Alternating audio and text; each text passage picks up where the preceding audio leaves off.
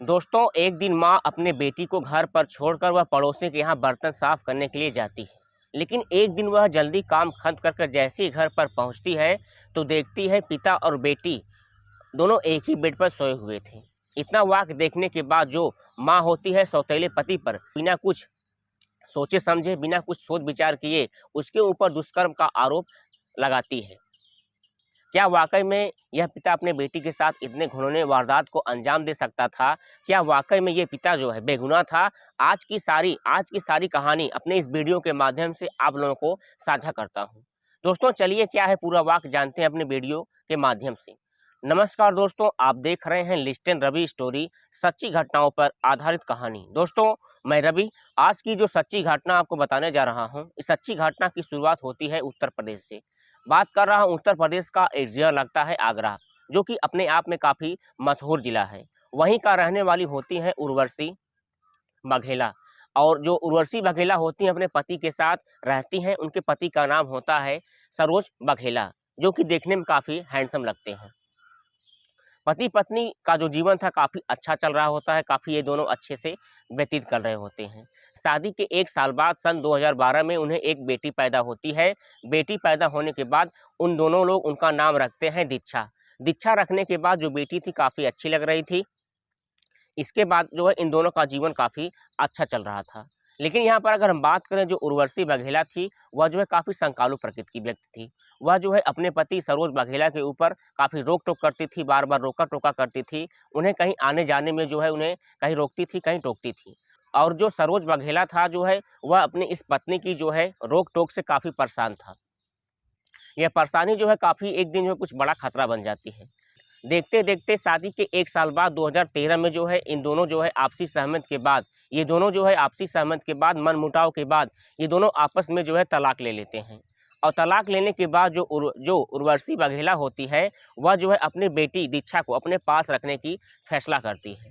अब पहले पति से तलाक होने के बाद जो उर्वशी बघेला होती है, वह जो है दूसरी शादी करने की तैयारी करती है। लेकिन जैसे ही पति की पहली तलाक के बाद जैसे ही दूसरी शादी करने की वो फिराक में होती है, उसके मन के मुताबिक लड़का नहीं मिल रहा होता है। काफ़ी मशक्कत के बाद जो उसका प्रयास था, वह असफल होता है।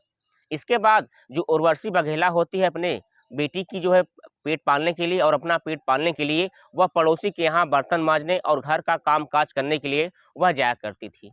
और जो है उससे जो पैसा मिलता था अपने बेटी की और अपना जो है पेट वो जो दोनों पालते थे। देखते-देखते जो है पति के तलाक के 1 साल बाद 2013 में जो है उसे एक लड़का मिल जाता है उसके मन के मुताबिक। जैसे ही लड़का मिल जाता है उस लड़के का नाम समीर होता है। समीर से मिलने के बाद जो उर्वशी बघेला होती है वह उससे शादी कर लेती है। शादी करने के बाद जो है जो उसकी बेटी और जो उर्वशी बघेला होती है, ये दोनों काफ़ी अच्छे प्रकृति से अपना जीवन व्यतीत कर रहे होते हैं। अब यहाँ हम बात कर रहे हैं जो समीर होता है, वह जो है बगल के एक स्कूल होता है वहीं का वो प्राइवेट सफाई कर्मी होता है। वो प्राइवेट सफाई कर्मी होता है और कुछ उसे पैसा मिलता है। लेकिन जो है जो उर्वशी बघेला होती है अपने पति के प्राइवेट सफाई कर्मी की जो पैसा मिलता था उससे परिवार का भरण-पोषण नहीं चलता था। इसलिए उर्वशी बघेला और अपनी बेटी दीक्षा को साथ लेकर वह काम पर जाया करती थी। इसके बाद जैसे ही जो है इधर जो है समीर और जैसे ही इधर समीर अपने इस नौकरी को प्राइवेट सफाई कर्मी में काम किया करता था, उससे जो पैसा मिलता था और इधर अगर हम बात करें जो इधर उर्वशी बघेला थी, जिसे पैसा मिलता था साफ-सफाई करने से, जैसे ही इन दोनों को जो पैसा होता है काउंट करने के बाद इन दोनों का जो ज़िंदगी था, पहले की अपेक्षा से काफ़ी अच्छा चल रहा था। और ये दोनों अपनी ज़िंदगी को काफ़ी अच्छे से सुधार करके अपनी ज़िंदगी को काफ़ी बदल रहे होते हैं। पैसा मिलने के बाद जो है सब कुछ अच्छा चल रहा होता है, लेकिन देखती-देखती जो बेटी थी, अब जो है काफ़ी दीक्षा वह बड़ी हो गई थी। अब जैसे ही दीक्षा बड़ी हो जाती है, तो दीक्षा जो है स्कूल जाने लगती है। लेकिन यहाँ हम बात करें जो अभी भी जो उर्वशी बघेला होती है, उसकी संकालू जो है उसका जो शंका होता है, उसका जाता नहीं है। वह अब भी जो है जैसे पहले पति पर जो है रोक-टोक करती थी, शंका करती थी, वैसे ही अभी भी दूसरे पति पर वह शंका किया करती है। दोस्तों यहाँ पर कहानी एक नया मोड़ लेता है। 4 दिसंबर 2022 को जो उर्वशी बघेला होती हैं, अपनी बेटी को छोड़कर वह बगल के पड़ोसी के यहाँ काम करने के लिए वह चली जाती हैं। इधर जो बेटी होती है वह जो नहा धोकर खाना-पीना टिफ़िन तैयार कर वह जो है स्कूल पढ़ने चली जाती है। अब इधर जिस स्कूल में बेटी पढ़ने जाती है उसी स्कूल में जो समीर होता है वह प्राइवेट सफाई कर्मी होता है। अब जैसे ही प्राइवेट सफाई कर्मी होता है तो वह भी जो है स्कूल में अपनी ड्यूटी देने के लिए वह चला जाता है। लेकिन एक दिन जो है स्कूल का अचानक छुट्टी हो जाता है, पिता और बेटी दोनों एक साथ जो है घर पर आ जाते हैं।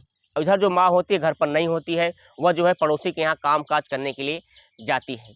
जैसे पिता और बेटी जो है घर पर आते हैं तो जो पिता होते हैं वह टिफ़िन खोलकर अपना जो है खाना पीना खाते हैं और खाना पीना खाने के बाद उसी बेड पर लेट जाते हैं। उन्हें नींद आती है, वह लेट जाते हैं। इधर जो बेटी होती है वह अपना टिफ़िन खाती है, टिफ़िन खाने के बाद वह फ्रेश होने के लिए बाथरूम जाती है और बाथरूम जाने के बाद जैसे ही वह वापस लौट कर आती है तो उसको भी नींद लग जाती है, अपने पिता के बगल में ही वह सो जाती है।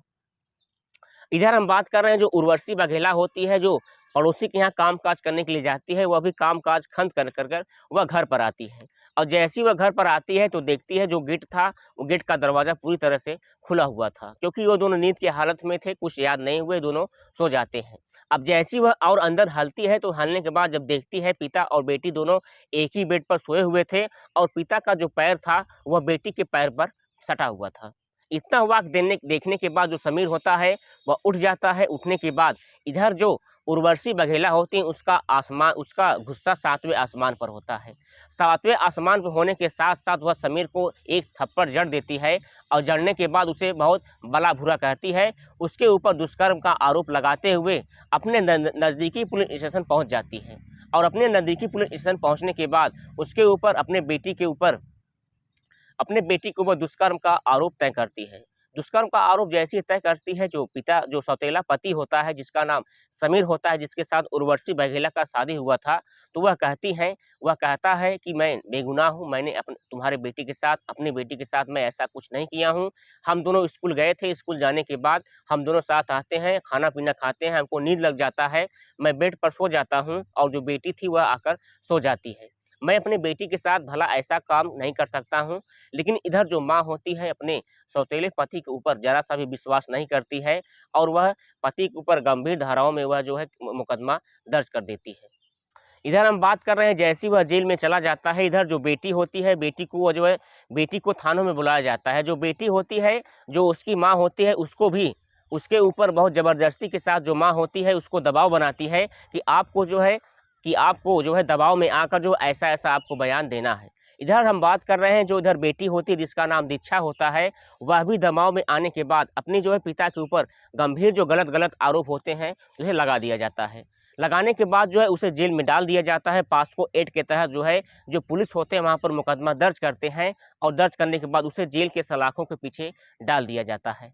इधर बात कर रहे हैं जब तारीख पड़ती है, तारीख में जो है डॉक्टर विजय दिनकर और तमाम ऐसे 7 गवाह जो होते हैं वहाँ पर उस कचहरी में पेश किए जाते हैं और पेश करने के बाद जो पीड़ित होती है उसे बार-बार जो है बस एक ही वाक़ आ रहा था कि हमारी बेटी के साथ गलत कांड किया गया है, गलत आरोप लगाया गया है। लेकिन इसके बाद जैसे ही मेडिकल जाँच करा जाता है, जो मेडिकल जाँच में जो डॉक्टर होते हैं, वह बताते हैं कि सर मैंने जाँच किया है, ऐसी जाँच में कोई भी पुख्ता सबूत नहीं मिले हैं। इधर हम बात कर रहे हैं वहाँ पर जो अधिवक्ता होते हैं जो वहाँ पर जो कुछ गवाह होते हैं वह भी बताते हैं कि जो समीर है वह भी कोई ऐसा गलत कांड नहीं किया है। तमाम ऐसा पुख्ता सबूत को मिलने के बाद वहाँ के जो न्यायाधीश सोनिका चौधरी होती हैं, वह जो है इस समीर को 2 साल बाद जेल की सज़ा काटने के बाद उसे बाइज्जत बरी कर देती हैं और बाइज्जत बरी करने के बाद माँ बेटी को कड़ी फटकार लगाती हैं कि ऐसी जो है वारदात किसी के ऊपर इल्ज़ाम न लगाया जाए जब तक उस पर कोई आरोप तय नहीं किया जा सके। दोस्तों 2 साल सज़ा काटने के बाद क्या वाक़ई में यह पिता बेगुनाह था? क्या जो है वाक़ई में अपनी बेटी के साथ ऐसा कोई गलत कांड कर सकता था? अपनी राय कमेंट सेक्शन में ज़रूर लिखें और ऐसे अमेजिंग इन्फॉर्मेशन वीडियो के लिए हमारे चैनल को सब्सक्राइब कर लीजिए, लाइक कर लीजिए ताकि ऐसी घटनाएं आपको मिलती रहें। दोस्तों हमारा काम है हमारा काम किसी को आहत नहीं पहुंचाना है, किसी को ठेस नहीं पहुंचाना है। हमारा काम है समाज में हो रहे अपराधों के आपके प्रति आप लोगों को जागरूक करना है। दोस्तों ऐसी अमेजिंग इन्फॉर्मेशन वीडियो के लिए हमारे पेज को फॉलो करें। अगर आप लोग दोस्तों फेसबुक पर हैं तो हमारे फेसबुक पर जाकर मुझे फॉलो कर लीजिए, साथ ही साथ इंस्टाग्राम पर भी फॉलो करना मत भूलिए। मिलते हैं नेक्स्ट वीडियो में। जय हिंद, वंदे मातरम।